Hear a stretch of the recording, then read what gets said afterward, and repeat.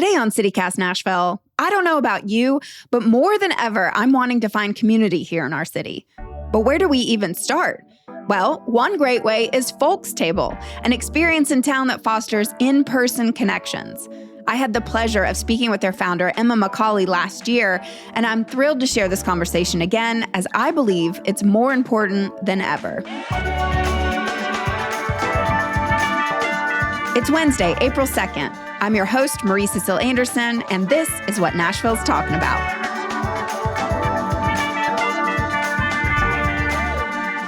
I'm going to just jump right to it. What the heck is Folks Table? I've been seeing it everywhere on the internet, and it's described as not a dinner club, not a members club. It's not speed dating. What the heck is it? My God. I'll put it this way. It didn't start quite like this, and that's been the best part of evolution. This candidly started as dinner parties in my house. With strangers? With strangers, no less, in my attic, Marie. And wow. It was, I think, for so many of us, right? Trying to figure out what connection was. I was a young 20-something in Nashville and had a lot of energy and excitement to connect with people, but just was getting really stuck in the activity of it. And so I thought, I've got this A-frame of a space upstairs. I've got folding tables. I have no business cooking for people, but I at least can bring them together. And so we made it happen. And as far as I know, no one got food poisoning, or if they did, they just didn't tell me about it.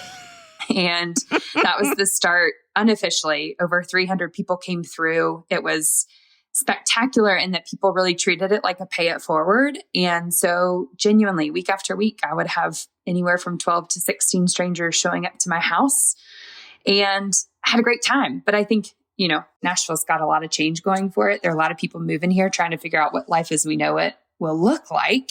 And I found that we could not help, even if there were 12 people with the most wild stories and crazy tales and life to share. We got stuck talking about work and weather every single week until I laughingly said, this is my house and my rules, and we're not doing that anymore. And so that really was the start of the game of Folks Table, where we chuckle and we say, no work, no weather. We all spend enough time talking about kind of what's up with you. And life is too interesting, and people have too much to share of their own experiences or their thoughts or their habits or the way that their junk drawer is organized or their current state of their car and the notes app on their phone, just even kind of these mundane versions of how we think about our life. That is really what started to fuel and drive the program and conversation-based experience that we come to know of Folks Table now.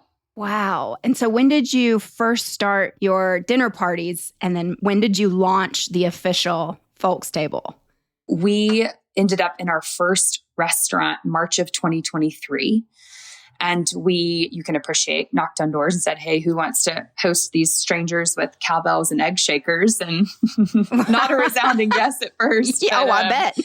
People said yes. And so we kept to a monthly pace. We're having events that were anywhere from kind of 30 to 60 people, started selling out pretty quickly. And still what was true then is true now, that didn't matter how many people were showing up to the restaurant. We still were placing people at tables anywhere from 4 to 6 strangers.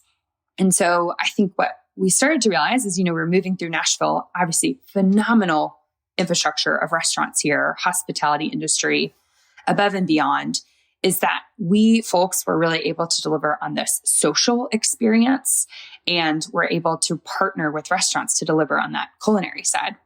So fast forward then, by March of 2024, we were at South by Southwest, and then really kind of hunkered down this past summer as we built out this next phase of Folks that has recently launched, which is through our web app.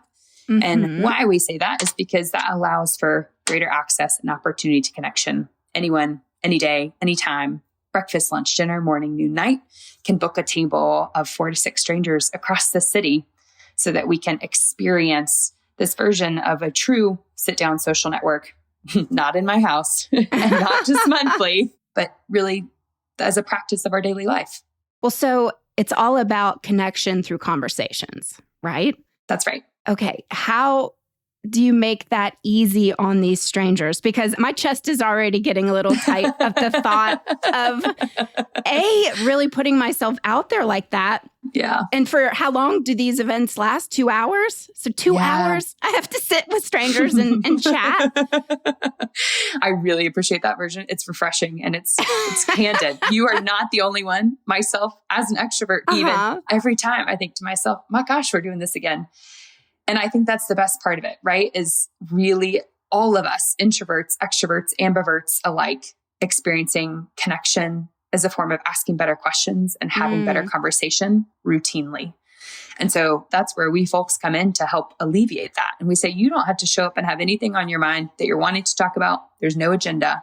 That is where you'll see the game placed on every table. And there are rounds of questions that really are meant to help people just jump in at the end of a workday. I went to breakfast this morning and sat through a table, got my day started with better conversation.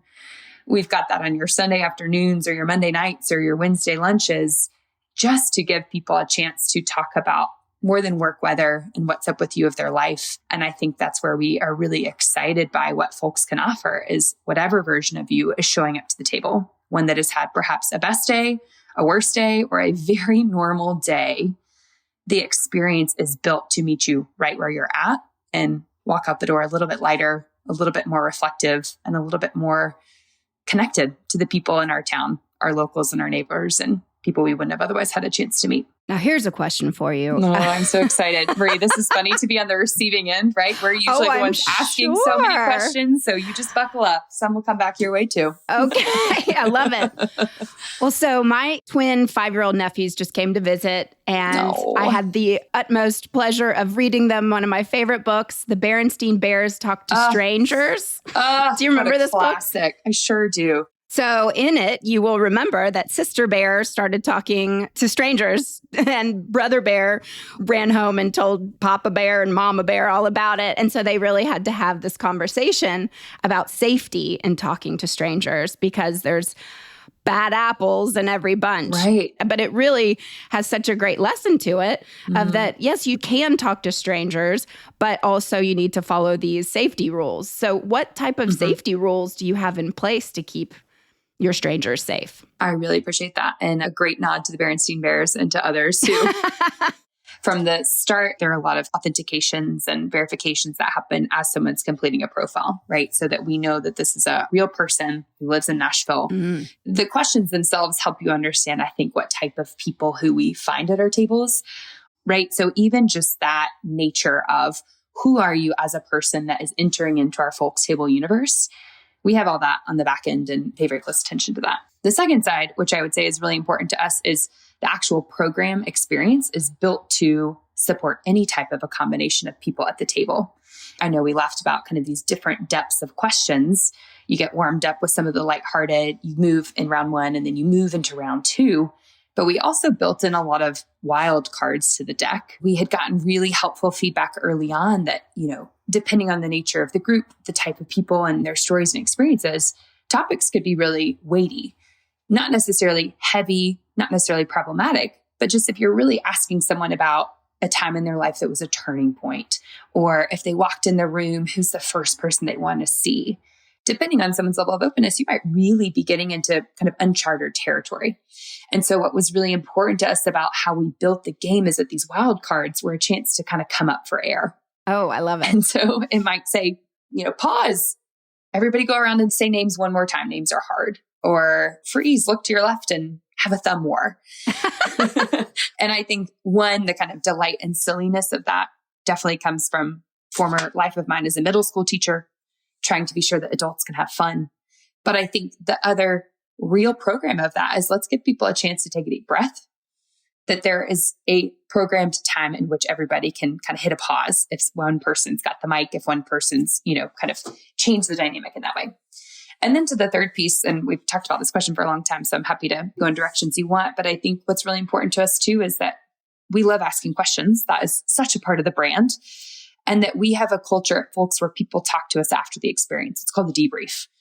And they can tell us, was there a faux pas that we missed that we wouldn't have been privy to?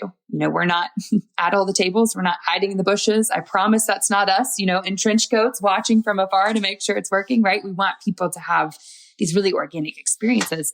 And so we really trust folks to tell us, what did we miss? What could we have controlled for? We'll own that. We'll correct for that. What couldn't we have controlled for that we still want to know about because we might be able to figure out something better next time? So it sounds like Folks Table has reached hundreds of people. And I'm curious what feedback you have received from participants about how the platform has impacted their lives or careers. I'll put it this way. I think about just how personal this experience is for people, right? I mean, you're catching people breaking bread with strangers. You're asking people about, the metaphorical and real junk drawers of their lives. And I think what has been so powerful about how people have showed up to the Sit Down Social Network is we really have focused first and foremost of who you are, less what you do.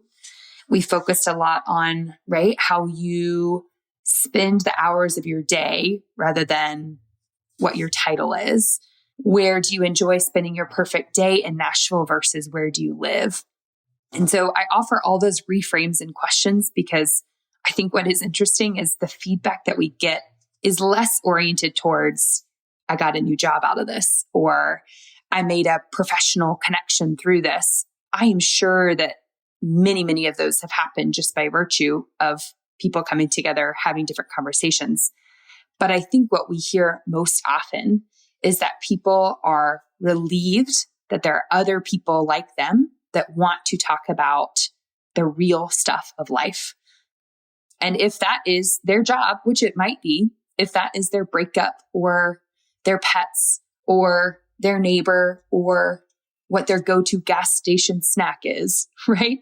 All of that is fair game. And so I think when we ask people about their experience at Folks, we really are keen to understand how close we are at helping people experience a more dynamic social life and that they're connecting, as you probably saw on the site, it says connect to something. And we are even keen to say something because that something can be someone, but that something I believe can also be yourself. And that at the end of a table, for instance, this morning, the question that I got was, when was the last time or what was a recent moment that you felt really close to yourself? To share and reflect on that with strangers was really powerful. And I shared this morning, really prioritizing habits and routines in my life that I don't have to explain to other people, right? That the way that I choose to orient my day towards movement or towards rest or towards energy givers and not owe anybody an explanation on that, that has been a moment recently for me that's given me a lot of closeness to myself. And so I walked out of tacos this morning with strangers, yes, having met wonderful people and having experienced this closeness to myself that was also really important to my day. Now, I have a logistical question for you. I love those too. So on the website, it had all these beautiful pictures of strangers sharing a meal. Yeah. So my question is, I always struggle, at the end of a meal, who's going to pay? How are we going to split the bill? Even with friends and family. But with strangers, how does that work? Any one of us can think of the moment you've sat there and you're like, I didn't eat any of that. Thankfully, we try to make that really easy too. So on the front end, people pay Folks Table a booking fee. And that ranges anywhere from $10 to $17 to book at one of our tables, coffee, breakfast, lunch, or dinner. The shortest tables are 60 minutes and the longest tables are 120 minutes. The other side of that though, to your point, we are giving full autonomy to folks when they show up to tables of what they eat and what they drink. And I think that that's really important too, right? Is that, as you said, some people are really accustomed to sharing food with people that they don't know. And for other people, that is like the craziest suggestion that they ever would have received. And so we've got it both ways. If you're somebody who wants a plate to yourself, that is so easy to do. You are still responsible at the end for paying for that yourself. Or if you're someone who's really looking to experience kind of a true shared plate, true shared experience in that way with the culinary side of things, many of our restaurant partners have also offered tables that people can select into kind of the chef's table experience, where it really is more of like a pass the plate, shared tapas style meal. And all of that we try to spell out really clearly so you don't show up and be surprised by sharing whipped feta with everybody else. I love sharing whipped feta. I'm with you. I'd share whipped feta with friends, with strangers. Yes. Well, let's take a quick break. And when we come back, I'm hoping that maybe you'll play the game with me. Yes. Yes, Marie. Yes. All right. We'll be right back.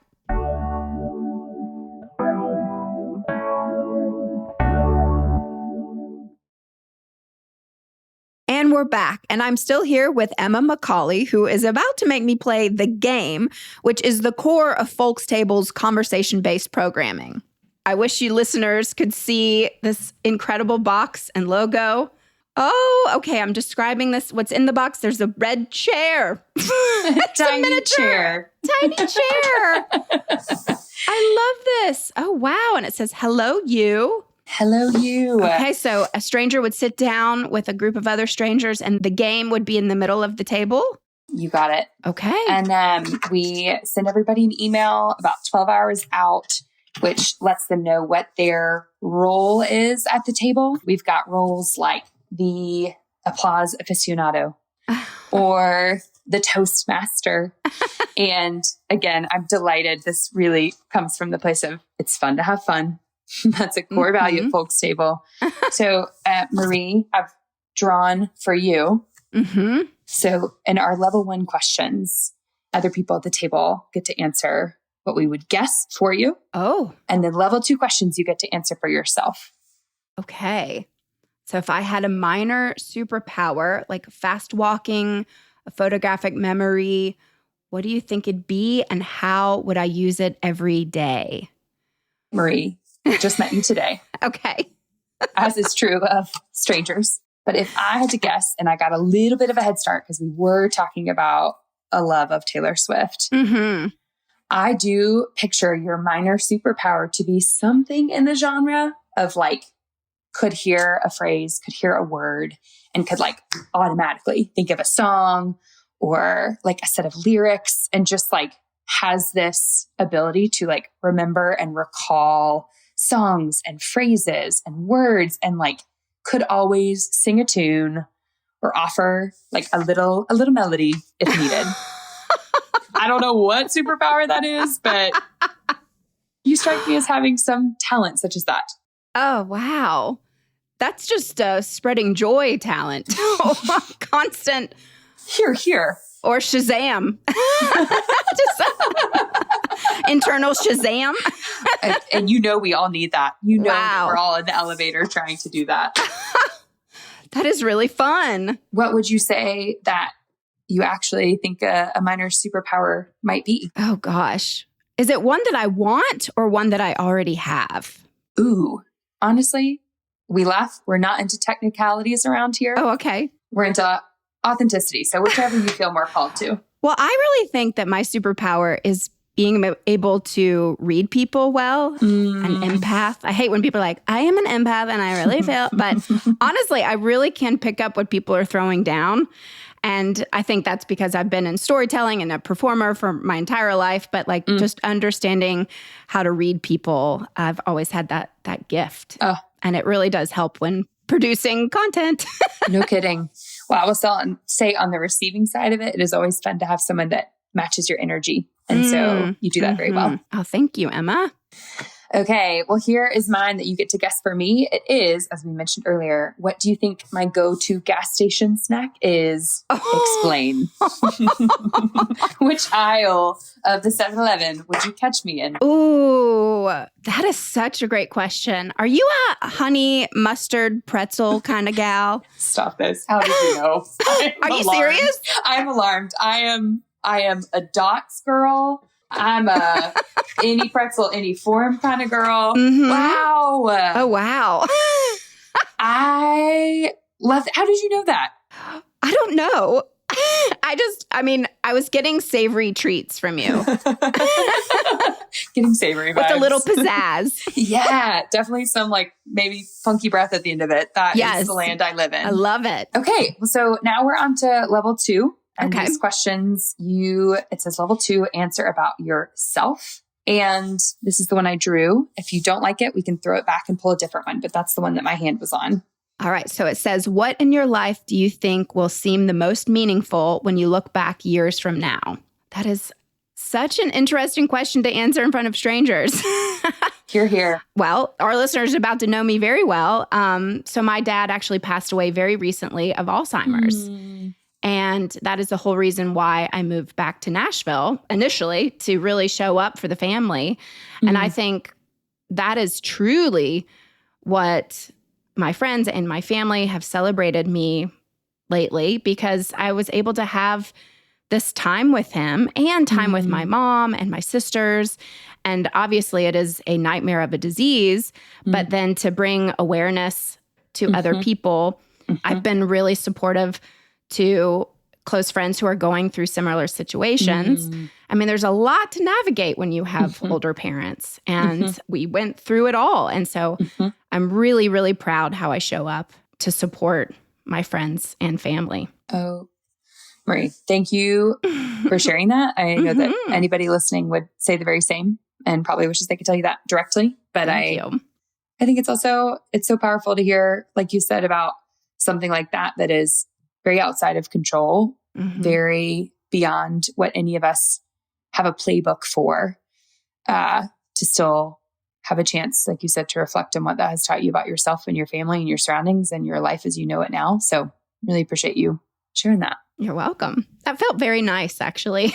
It's like these questions can be quite intimidating, but what do I have to lose? Genuinely, I think that is what, when you were asking earlier, if I, revise comments, which we don't often around here, we talk about, it's nice to give draft one, version one, like on the spot comments in a way that, in the context of work or in the context of family or relationships, we do spend so much time around our delivery and making our points and kind of all of that component of it. And so I think it is really powerful, like you said, to be on the spot in front of people who have no context to your life and are willing and eager to listen is very different dynamic for sure. Well, I wish we had more time so we could continue playing together. So I'm just going to have to sign up and actually go to one of these things.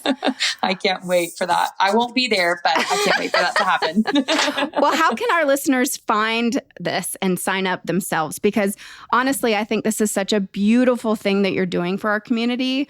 I've never heard of anything like this. I would say first and easiest place is our website. That is Folks Table, FOLX, table.com. And you'll see the prompt to make a profile. That helps us, just like we said, recommend tables that we think are meant for you based on the people that are already signed up, the food that you want to eat, the price that you want to spend, and where you live in town. You can always see any other table beyond your recommended tables, but we try to offer that first pass for you. And then book a table, book a seat. You can see tables right now up to 2 weeks. That is always true. You can see them day of, you can see them 2 weeks out. And then follow us on Instagram as well. We're really present there. We offer questions of the day. We talk about connection. We also have a lot of fun, and we are folks.table on Instagram. And that's us. Well, I really cannot thank you enough, and I will be joining you. Woohoo, Marie. See you out there. Thanks, everybody. This has been really fun. Thanks.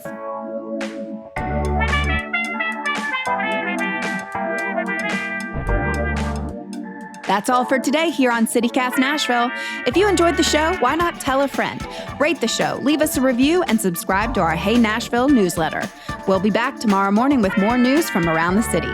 Toodles!